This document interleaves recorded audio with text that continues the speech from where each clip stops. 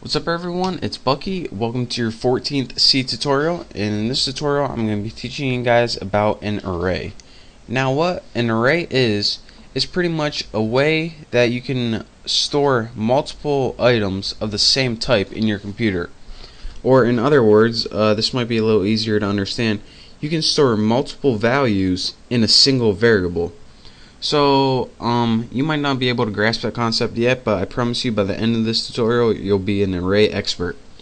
So the first thing that you need to do, again just like a normal variable, is define it. So go ahead and type whatever value you're going to be returning or going to be storing it. I'm going to be just working with numbers, so I'm going to go ahead and write int for integer. Next, you're going to need to name your array. Give it any name you want. I'm going to name mine Bucky. Now the next thing you do is a little different than defining a single variable. You need square brackets, and inside those square brackets you have to type whatever number you're going to want to reserve in your memory. Now since I'm going to be storing 5 different values in this array, I'm going to go ahead and write the number 5. And what that does is tell your compiler and your computer, alright, we're going to have 5 numbers, so go ahead, go into my memory and reserve 5 spaces for this array. So it's going to go, okay, done. The next thing that we're going to want to do is assign variables or assign values to the elements in this array. Now although we have 5 different elements we just built in Bucky, we don't start with the number 1 and go to 5. Your computer, since it loves zeros and ones, it's going to start with the value 0 and go 0, 1, 2, 3, 4. So 0 to 4 are the elements you're going to be able to work with, not 1 to 5. So your maximum is always 1 less than whatever you define, and I'll show you guys what this means later. But to store different values in each of these elements, what we need to do is do just that. So this is how you do that. Go ahead and write the name of your array, and this is just for assigning values. Then since 0 is our first element, we need to assign a value to this. So go ahead, Bucky 0 equals, and we'll just put 16. And we do this for the entire list of our array. So Bucky 1 equals 21. Now let's just go ahead and make a simple print statement to make sure that this is working alright. Printf %d, might as well put a new line for formatting, and go ahead and instead of your variable, go ahead and put whatever element in the array it is. So Bucky 0. Now let's go ahead and compile and run this, and we should get the number 16.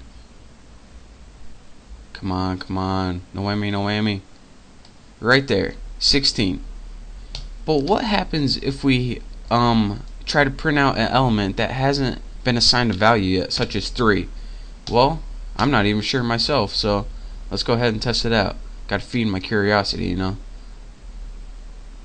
Ooh, that's interesting. That might be a location memory, I don't know. But we don't want to do that. So what you want to do is, before you go ahead and doing all that, you want to go through your array and make your entire list and assign values to each of those numbers. Now you can either do that Bucky 0, Bucky 1, Bucky 2, Bucky 3, Bucky 4, and that'll give you your 5. But there's a much easier way to do this, and I'm going to show you guys that right now. Instead of doing one number by one number, what you can do is define the values right when you're defining your array. So put Bucky 5 equals, and then in your curly braces all you have to do is type in 5 values. So let's type in 21, 13, 435, 56, and 7. And what this is going to do is assign the element number 0, 1, 2, 3, 4, 5, and this is also called the position number because it's what position in the array it is. So Bucky 0 is going to equal 21, Bucky 1 is going to equal 13, Bucky 2, 435, 3, 56, 4, 7. And remember, even though this is 5, that just means there's 5 elements. It doesn't mean you need 5, or your position number doesn't go to 5. So again, when you define an array and have, this is how many spaces in memory it's going to take up. But remember, your position number starts at 0, so it's always one less than that. Now let's say we want to print out Bucky 3. So again, let's print that out, and it's going to go, well, here's Bucky 0, here's Bucky 1, 2, 3. So we're going to get the number 56. So let's go ahead and see that right there. Come on, no whammy, no whammy. Right there, 56.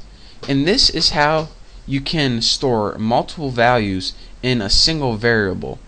And go ahead and experiment with this.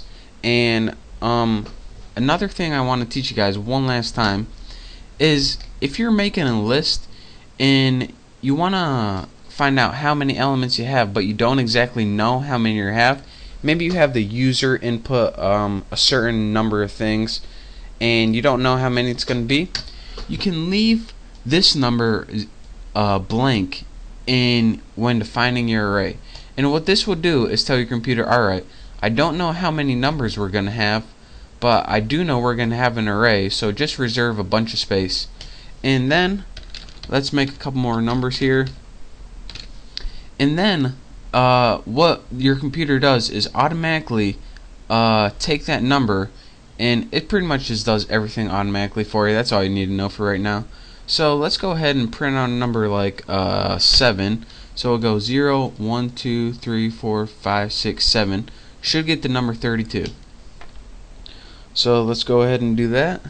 Come on, 32, 32. Bam. Right there. So again, in conclusion, that is your intro to array. And I know it might seem still kind of confusing, but I promise in the next couple tutorials we're going to be building some simple programs, and I'll show you why an array is actually useful and not just have fun with. So again, thank you guys for watching. Hopefully you understood a little bit about arrays, but I promise I'll be clearing this up for you in the next couple tutorials. So again, thank you. Don't forget to subscribe, and I'll see you guys next time.